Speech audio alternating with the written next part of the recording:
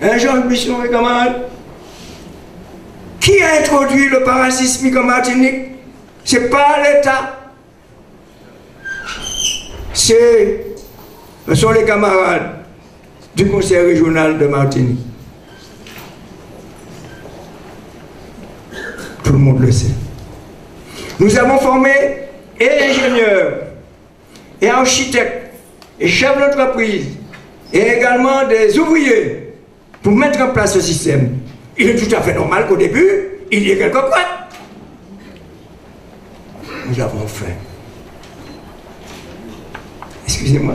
Aujourd'hui, tout le monde se capable. On peut même nous donner des leçons comme si c'était leur bien personnel. Il ne s'agit pas d'un bien personnel, il s'agit d'un bien de la Martinique, initié par les patriotes martiniquais. Je vous remercie, une fois de plus.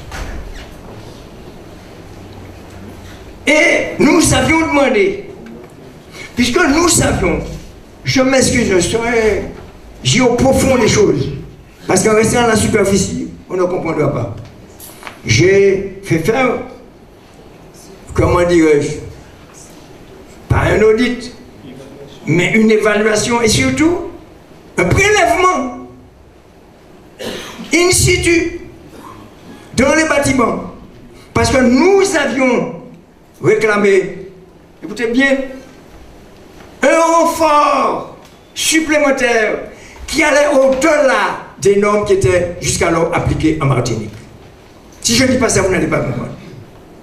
Et nous avons constaté que tous les bâtiments étaient aux normes supérieures que nous avions demandées en transgressant la loi française. Que l'on me poursuive parce que j'ai transgressé la loi française pour le bien des Martiniquais. Et puis, on a constaté dans les échantillons levés que dans l'espèce de tout qu'il y avait à l'intérieur, c'est-à-dire qu'il devait recevoir la restauration, disons ça pour aller vite, que l'on n'avait pas totalement respecté le niveau demandé. J'espère que c'est clair. Je n'ai pas le droit de tenter un procès. Je n'avais pas le droit de tenter un procès. Je vous pose la question. On a désigné un expert qui a reconnu. Et que s'est-il passé? On m'a dit, au nom de la légalité, au nom de comment on dit ça, de provision pour risque, je devais provisionner pour risque. C'est non. Parce que le risque ne venait pas de la région, le risque venait des constructeurs. Je n'ai pas le droit de geler les crédits. Et après mes débats, tout avait été payé. Vous savez ce qui s'est passé? Les experts ont été obligés de dire qu'il n'y avait pas la norme proposée, mais il fallait ouvrir. J'ai ouvert, expertise en main. Imaginez un moment que j'avais voté des propositions de risque. Des provisions pour risque. Mais celui qui est en face, il n'est pas plus couillon. Il dit, mais si on a fait ça, c'est qu'ils vont prendre ça à charge. Vous n'avez pas prendre ça à charge, c'est les autres. C'est tellement idiot que je ne comprends pas pourquoi là, on puisse me dire qu'à cause de ça, il y a un déficit. C'est moi qui ai attaqué. Je regarde, mais il fallait que je provisionne. Je ne vais pas provisionner. Par contre, je vais faire un parallèle. Lorsqu'il s'est agi de... Je cherche les chiffres exactement. Ah, je retrouve.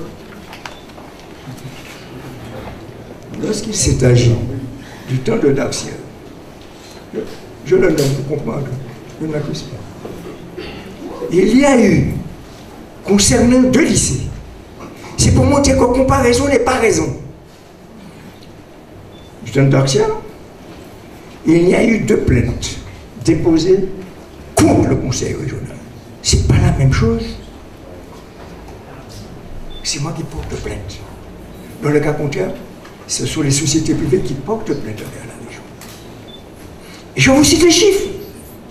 Il s'agit de nos femmes du MES pour le lycée du Lamentin, qui demandait 28 millions de francs, lourd, hein? Quand je dis francs, ce n'est pas les centimes, non, lourd. Et concernant la SOGEA, pour le lycée de Rivière-Salée, il demandait, écoutez le chiffre, 84 477 667 francs hors taxes, en mettant les taxes.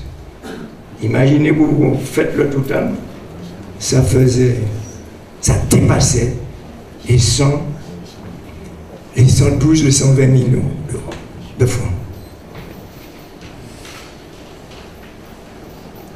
Document qui se trouve à la région. Comparaison n'est pas raison. C'est là qu'il y a eu le risque. Si on regarde stricto sensu la teneur de la loi, c'est là qu'il faudrait mettre les provisions pour risque. Puisque c'était la région qui était attaquée. Dacia refuse.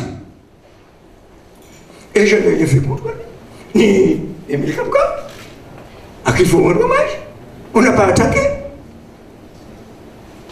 La Chambre régionale des comptes ne s'est même pas inquiétée. Ce qui est grave. Et aucune provision n'a été mise en place, comme le prévoit la loi. Et je vais vous lire le texte. La réponse formulée par Christian Vitalien. Je le dis pour qu'on soit au courant, je ne l'attaque pas. Il dit ceci. Cette estimation ne signifie aucunement que les sommes estimées sont dues par la région. Cependant, nous ne connaissons aujourd'hui ni l'issue, ni la durée de la procédure entamée. Ce, malgré la qualité de l'argumentaire établi par la CEMAF, qui aujourd'hui se trouve de l'autre côté, la même CEMAF, en collaboration avec le Conseil. Et il continue en disant ceci, la dette, la rétention de la provision gèle des crédits budgétaires qui ne peuvent être consacrés au financement d'opérations réelles et immédiates. Il faut en être conscient dans un contexte d'arbitrage financier difficile. Mais c'est la situation actuelle. L'inscription de la provision peut, sur le plan psychologique, être interprétée comme la reconnaissance de la légitimité de la dette de paiement, ce que j'ai expliqué concernant le lycée de Bellefontaine, et est susceptible d'avoir une influence sur le sort final d'une affaire en délibéré, écoutez-moi bien, depuis le 29 mars 1994. Je n'étais pas président, je n'étais rien du tout, j'étais un simple élu. On m'a fait une reproche.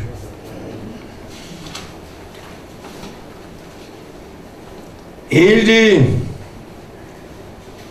il peut être considéré comme illogique que tout en reconnaissant n'avoir donné aucun ordre de service de nature à réaliser des travaux dont le coût est réclamé ou générer les surcoûts aujourd'hui prétendus, nous prenons l'initiative d'inscrire une provision.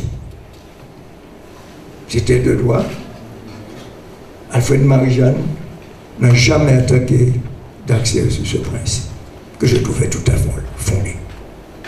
Ni Gauss, ni Marie-Jeanne, ni Kapka. Ni Kapka, Émile, ni Alfred Marie-Jeanne.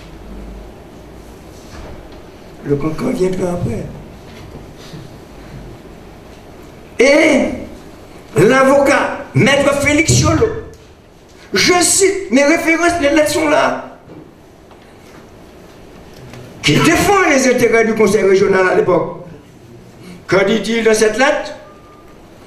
Je ne vais pas lire le tout, la fin, pour ne pas me répéter trop. Quoi qu'il en soit, il convient d'éviter soigneusement de prendre quelque décision que ce soit tendant à évaluer la dette du conseil régional alors que l'affaire est en cours de délibéré. Il est souhaitable d'attendre la décision du tribunal administratif et de respecter scrupuleusement son délibéré. Je me tiens à votre disposition pour toute information complémentaire. Félix Cholot. Aujourd'hui, on m'attaque. Et c'est là qu'il fallait attaquer. Je n'ai pas fait quoi que ce soit contre le candidat. Chemin faisant, on nous dit, toujours pour rester dans le domaine du lycée, qu'il y a un problème au lycée du COS. Je dois vous dire, je fais une déclaration solennelle. La CEMAF, la Société d'économie mixte d'aménagement de la ville de Fort-de-France, qui est en dèche. Le président, vous le connaissiez, c'est lui qui est venu à la direction de la région. Vous savez ça, n'est-ce pas? Je m'en parle. Et j'avais la possibilité, deux possibilités. Ou bien je faisais un appel d'offres général, ce qui risquait, vu le volume des travaux qu'il y a à faire, que ce soit des sociétés étrangères qui accaparent ce marché. La CEMAF est venue me voir en me disant, nous sommes preneurs. Tous les élus, y compris Pierre Sabot, qui était président de la commission BTP, s'est deviné. Il dit, ah Jabin, ben là, tellement, prends tes responsabilités. Parce qu'il y avait une deuxième possibilité, c'était donner à la CEMAF ce travail. Et je l'ai fait. Tout seul. Tout seul. Sur mon unique signature. Sans le consentement de tous les autres. Et le préfet m'en a fait reproche. Mais je n'avais pas volé. Je n'avais pas commis de délit. Et les mauvais exemples de l'époque disaient que cet argent avait été retraité et recyclé d'abord pour la ville de Fort-de-France, pour être capable de faire. Et voilà pourquoi nous avons eu du retard dans l'exécution des travaux. Personne ne peut me démentir. J'ai patienté, il y a des difficultés. Effectivement, ils ont traîné, ça a perduré. C'est moi qui attaque en disant que vous n'avez pas respecté les délais. On m'a dit qu'il faut que je provisionne. Je provisionne quoi? Alors comment passe l'argent? Parce qu'il faut savoir ce qui s'est passé.